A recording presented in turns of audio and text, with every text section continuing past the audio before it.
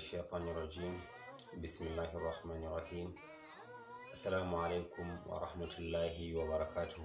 yan uwa barkanmu da saduwa a daidai wannan lokaci. Kuna tare da tashar mu ta YouTube channel mai suna Al-Mustapha TV Barno.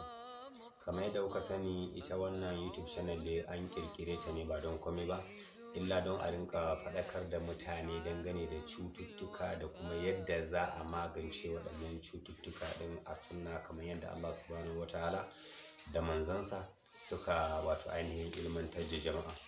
Baya da haka, kamar yadda kuka sani, dukan wani abin da muka tabbatar cewa zai amfani al'umma, maza ko mata, yara ko manya, insha Allah za mu ci gaba da kawo muku a cikin wannan tasha lokaci zuwa lokaci.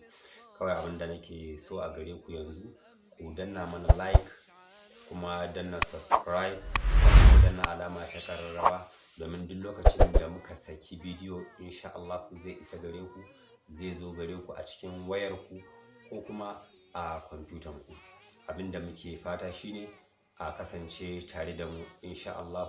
Sannan kuma dukkan wani bayani da ake ganin cewa ya kamata mu faɗakar da jama'a ko tunatarwa, za ku iya saka mana shi a comment insha Allah. Za mu duba, za mu gani, kuma za mu yi abin da ya dace. Kada ku manta, ku danna like, ku danna subscribe, ku danna alama ta kararrawa, domin dukkanin wani bidiyo da muka sake insha Allah zai je gare ku. Ina mana fatan alkhairi. Baya da haka, kamar yadda na faɗa muku, wannan tasha sunanta Al-Mustapha TV Barno. Duk lokacin da ka rubuta Al-Mustapha TV kadai baka sa Barno ba, zai iya kawo maka wani tashan na daban. Mu da namu Al-Mustapha TV Barno.